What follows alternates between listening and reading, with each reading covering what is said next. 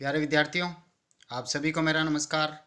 मैं डॉक्टर नेमीचंद कुमावत, सहायक आचार्य हिंदी विषय, राजकीय महाविद्यालय की आपकी इस बीए पार्ट सेकेंड विषय हिंदी साहित्य के प्रथम प्रश्न पत्र की आज की इस ऑनलाइन कक्षा में मैं आप सभी का हार्दिक अभिनंदन और स्वागत करता हूं।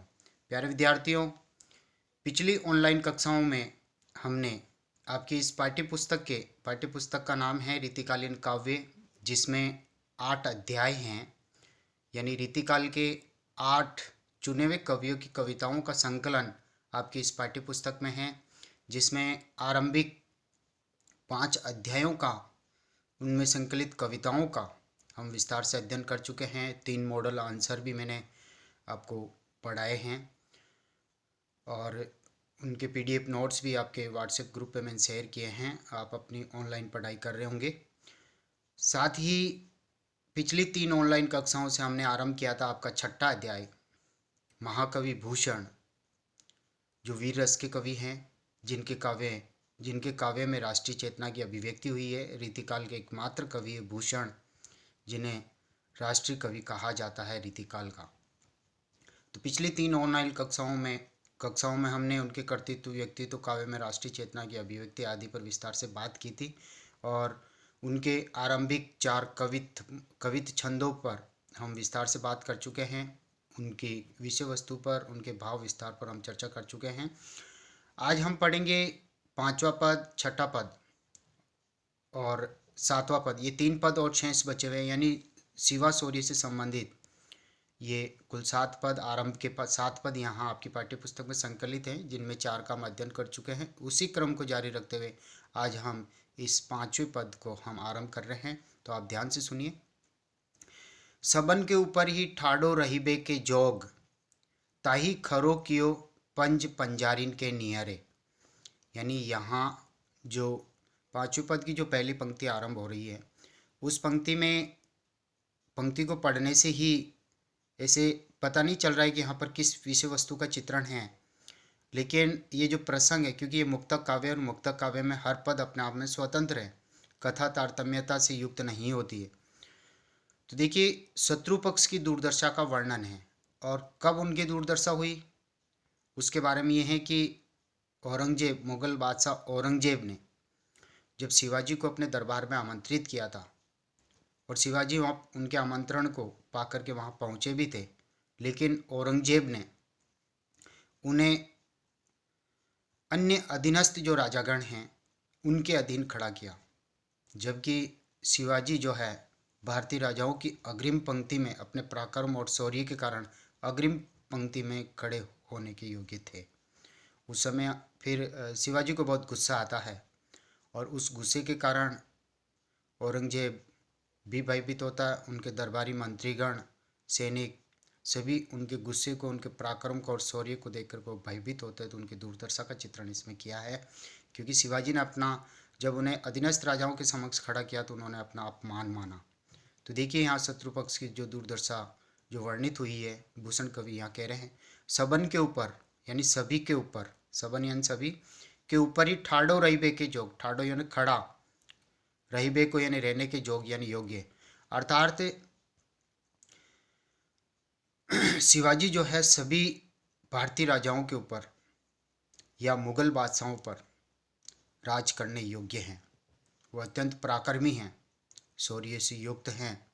तो कहने का तात्पर्य वो सभी भारतीय राजाओं को या मुगल राजाओं को अपने अधीनस्थ करने योग्य हैं। इतनी शक्ति, इतनी ताकत और इतना पराक्रम उनमें है। तो कहने का तात्पर्य उनके समकक्ष खड़ा करने योग्य हैं या अग्रिम पंक्ति में खड़े करने योग्य हैं उनकी योग्यता अनुसार। ताई खरो कियो पंज पंजारिन के नियर है। ताई यानी उनको, यानी औरंगजेब ने उनको शायद नीचा दिखाने के लिए या अपनी अधीनता स्वीकार करने के लिए, जिस तरह से जो औरंगजेब के जो अधीन राजागण थे उन्हीं के ही नज़दीक, उन्हीं की पंक्ति में जाकर के उनके बीच में उनको खड़ा करने का आदेश दिया। ताई खरो कियो यानी उनको शिवाजी महाराज शिवाजी जी को खड़ा किया पंज पंजारिन के लिए। पंज पंजारिन का तात्पर्य जो अधीनस्थ छोटे छोटे कोटि के जो राजा थे उनके बीच, नियर एंड पास में, उनके समीप उनको खड़ा किया। इसे फिर शिवाजी ने अपना अपमान समझा। उनको फिर गुस्सा आता है कि मैं तो अग्रिम पंक्ति में खड़ा करने योग्य हूँ और मुझे इन निम्न कोटि के राजाओं के साथ कैसे खड़ा कर दिया। तो इस औरंगजेब के इस कृत्य को उन्होंने अपना अपमान माना। तो देखिए अगली पंक्ति में ये आ रहा है, जानी गैर मिसिल, जानी यानी जान करके, यानी औरंगजेब ने उनको गैर समझ करके, एक तरह से उनका अपमान करते हुए उन्हें अन्य राजागणों के सामने खड़ा किया। तो गैर मिसिल, गैर राजाओं के साथ में खड़ा किया। और औरंगजेब ने जैसे शिवाजी को गैर समझते हुए उसे अन्य राजाओं के साथ में खड़ा किया। तो गुस्सेल गुस्सा, और शिवाजी अत्यधिक क्रोधित होते हैं और बहुत गुस्सा आता है। धारी उर यानी हृदय में अत्यधिक क्रोध उनके उत्पन्न हुआ, हृदय में गुस्सा भर के अत्यधिक क्रोधित होते हुए किन्होंने सलाम ने वचन बोले सियरे। और वहाँ दरबार में पहुँचने के उपरांत जब उनको यहाँ खड़ा किया अन्य राजाओं के साथ में, तो उन्होंने औरंगजेब यानी मुगल बादशाह औरंगजेब को न तो सलाम किया, ने वचन बोले सियरे, और विनम्र वचन भी उन्होंने नहीं के, यानी कुछ आव भगत के या स्वागत आदि हेतु उन्होंने न तो सलाम किया और न ही उन्हें विनम्र वचन कहे।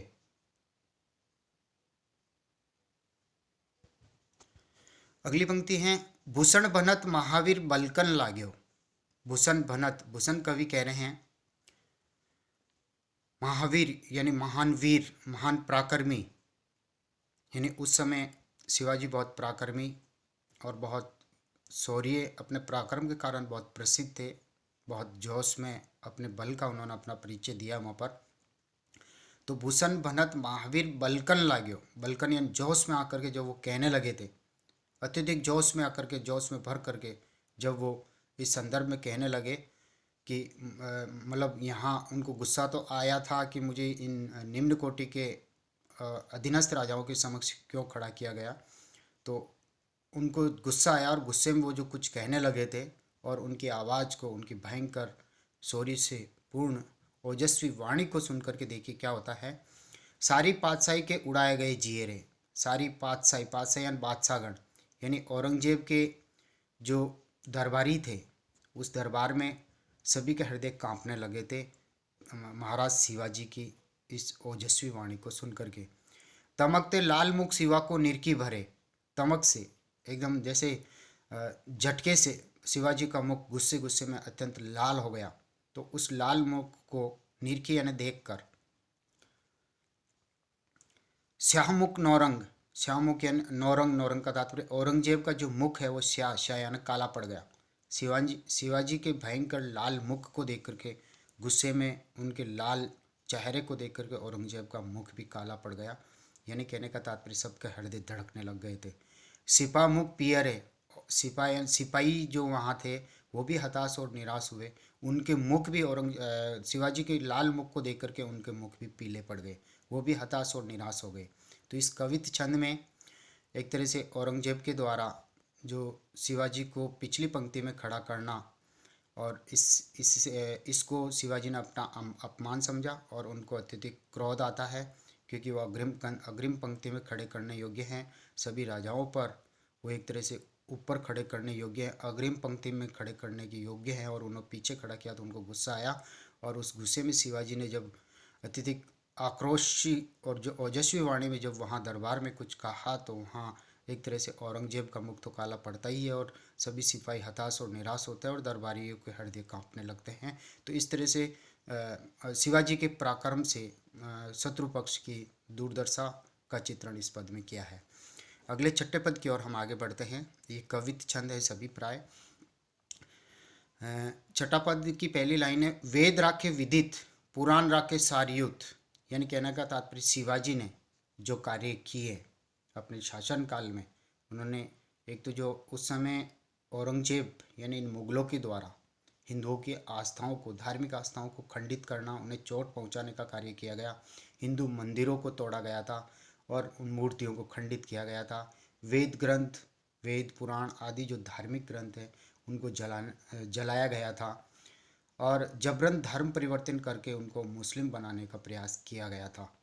और शिवाजी ने अपनी तलवार के बल पर इन धर्म विरोधियों का नाश किया, विनाश किया। तो उसी का चित्रण इस पद में है। तो देखिए शिवाजी ने अपनी तलवार के बल पर जो कर्म किए वो देखिए, वेद राखे विदित, विदित यानी प्रसिद्ध, जो वेद ग्रंथ थे उनकी उन्होंने रक्षा की, जलाने से उनको बचाया।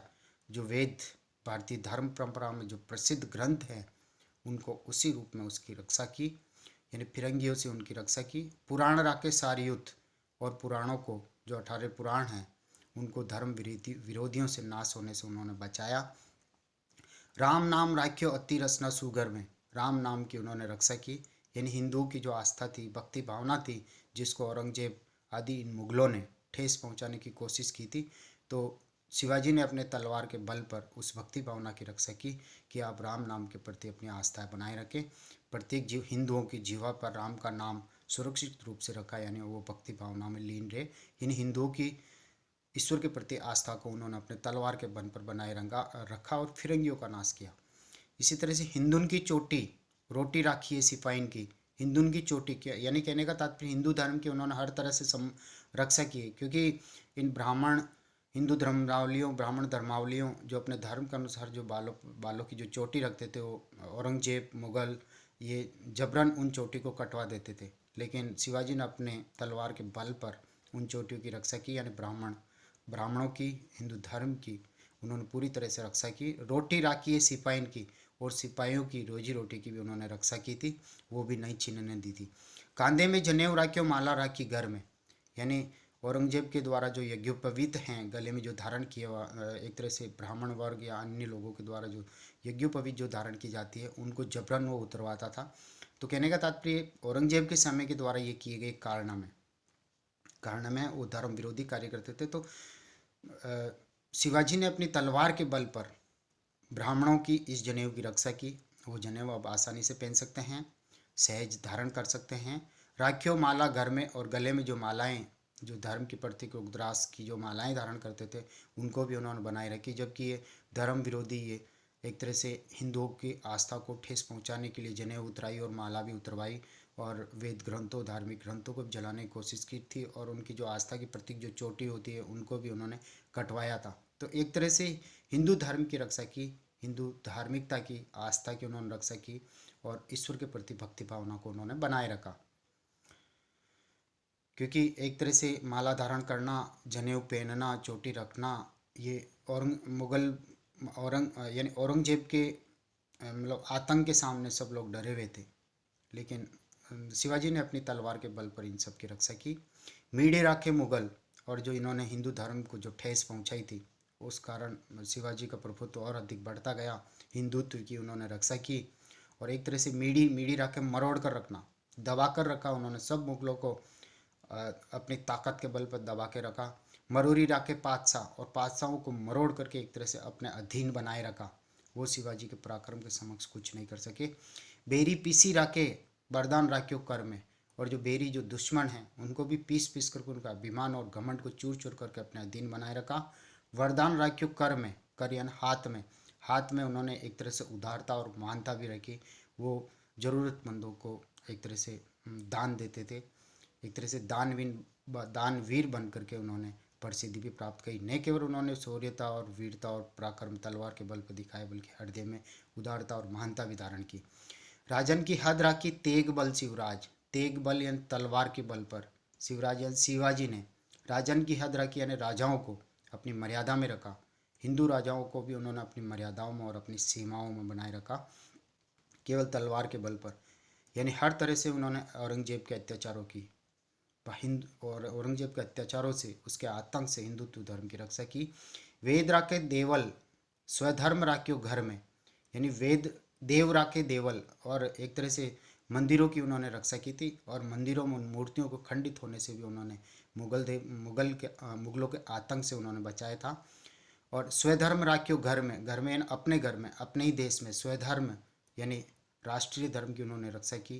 भारतीय धर्म, संस्कृति, सभ्यता की अपने तलवार के बल पर उन्होंने रक्षा की। सारे धार्मिक ग्रंथों की उन्होंने रक्षा की, और जो हिंदुओं की जो रीति रिवाज है, भक्ति के प्रति जो आस्था है, यानी चोटी रखना, जनेऊ धारण करना, गले में माला धारण करना, और जीवा पर सदैव राम नाम की भक्ति करना, इन सभी की शिवाजी ने जो अपने तलवार के बल पर इस हिंदुओं की इस आस्था को बनाए रखा, और मंदिरों को खंडित होने से उन्होंने रोका। ये शिवाजी का प्रभुत्व है, उन्होंने अपने तलवार के बल पर ये सब कुछ कर दिखाया। तो प्यारे विद्यार्थियों, यहाँ अभी 2 पदों का हमने अध्ययन किया, 5वें और 6ठे पद का, और अगली जो ऑनलाइन कक्षा होगी उसमें शिवा सूर्य से संबंधित 7वां पद है। उसके बाद में छत्रसाल दशक से लिए हुए छत्रसाल जी के पराक्रम का चित्रण हम अगले 7वें और 8वें पद में हम पढ़ेंगे। अगली ऑनलाइन कक्षा हम पढ़ेंगे। प्यारे विद्यार्थियों, जो पहली बार यूट्यूब चैनल को ओपन करके देख रहा है वो इन वीडियोज़ को लाइक करें और इस कॉलेज की इस यूट्यूब को वो सब्सक्राइब करें, क्योंकि सब्सक्राइब करने पर ही आपकी महाविद्यालय में ऑनलाइन उपस्थिति सुनिश्चित हो सकेगी। तो प्यारे विद्यार्थियों, आज की इस ऑनलाइन कक्षा को हम यहीं समाप्त करते हैं। अगली ऑनलाइन कक्षा तक के लिए आपको बहुत बहुत धन्यवाद। जय हिंद, जय भारत, थैंक यू।